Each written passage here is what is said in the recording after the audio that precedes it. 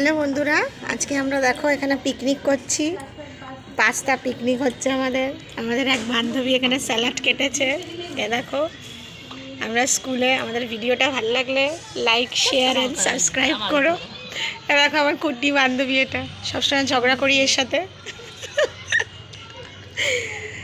ঠিক আছে, thank you friend.